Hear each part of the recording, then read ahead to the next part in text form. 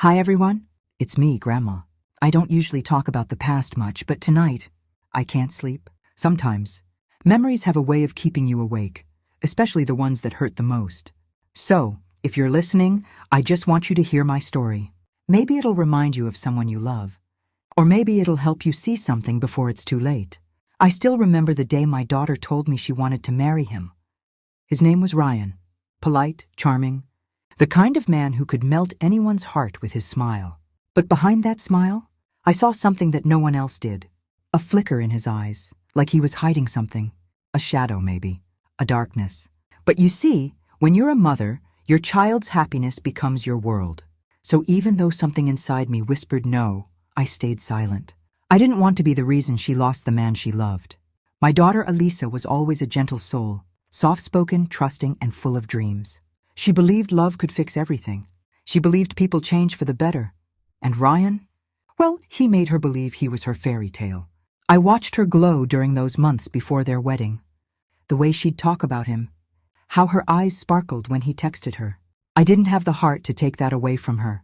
The wedding was beautiful, I won't lie. Everyone praised how perfect they looked together. But I couldn't shake off that strange chill I felt when I saw him looking at her, not with love, but with possession. Like she was something he owned. That night, when they left for their new home, I prayed silently, prayed that maybe I was wrong, that maybe he'd truly love her.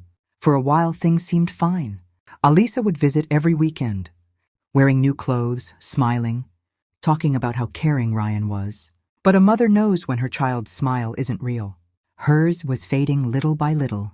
There was always something off in her eyes, a quiet exhaustion, a hesitation when I asked about her marriage. Then one day, she came alone. No Ryan, no smile. Just her, standing at my door with swollen eyes and trembling hands. I pulled her in and hugged her, and she broke down like a child. She cried so much that her tears soaked through my sweater. Between sobs, she whispered, "Mama." I made a mistake. That sentence still echoes in my heart. She told me he'd changed after marriage. He'd become controlling, possessive. He wanted to know where she was every second of the day. He checked her phone, her messages, even her social media. If she didn't answer his calls, he'd show up at her workplace and make a scene.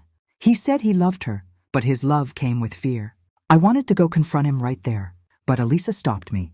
"Please, Mama, don't. He'll get angry if he finds out I told you." So I stayed quiet. Again. Weeks turned into months. Every visit from her grew shorter, every smile more forced. And one day she stopped coming altogether. Ryan said she was busy. When I called, he'd answer and say she was sleeping or in the shower or not feeling well.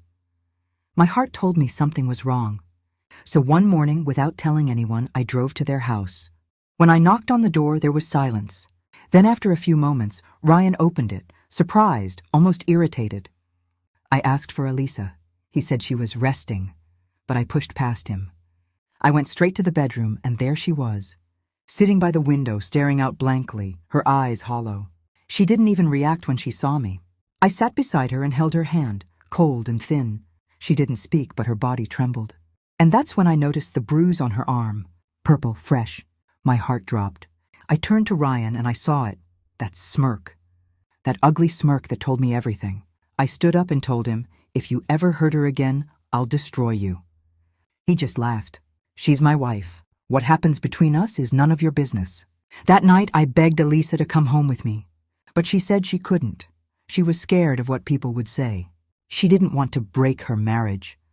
Her voice was trembling, but her words were steady.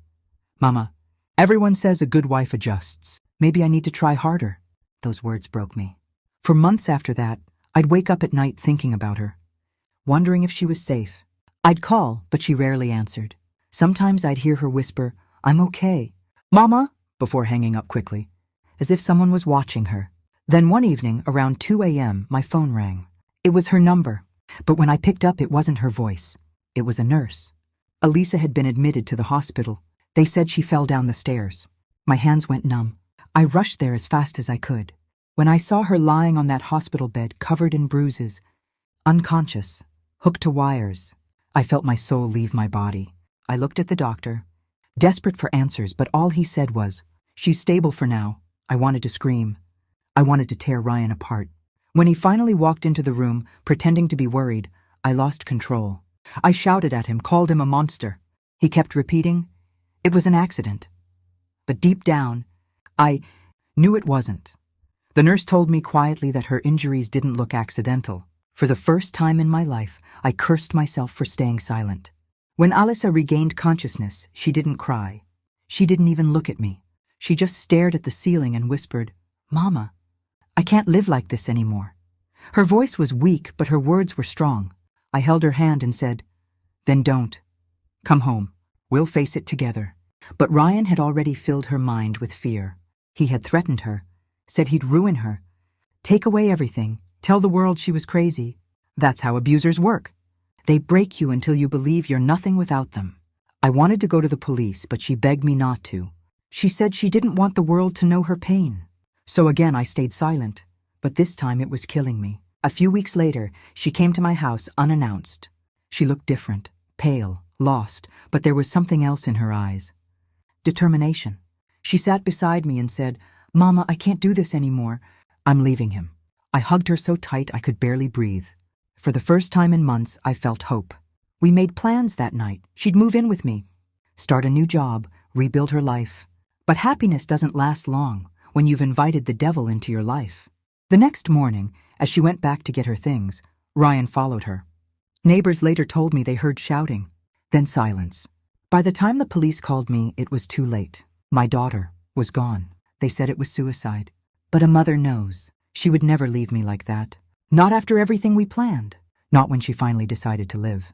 But there was no evidence, no proof, just whispers. Just the word suicide written on a cold piece of paper. Ryan disappeared a few weeks later. Moved to another state, married again, started a new life like nothing ever happened. And me? I was left with her memories, her laughter echoing in the hallways, her favorite mug still sitting in the kitchen, her scarf hanging by the door. I'd sit there every evening, staring at her photo, wondering if I could have saved her. If I'd spoken up earlier, would she still be alive? People tell me to move on. But how do you move on when your child's cries still echo in your head? How do you forgive yourself for staying silent? Now, when I see young girls talk about love, I want to tell them, love is not control. It's not fear, it's not sacrifice. Love shouldn't make you forget who you are. But I stay quiet, because who would listen to an old woman like me? Every night before I sleep, I pray. I pray that wherever she is, she's at peace. I pray that she knows her mama tried, even if it was too late.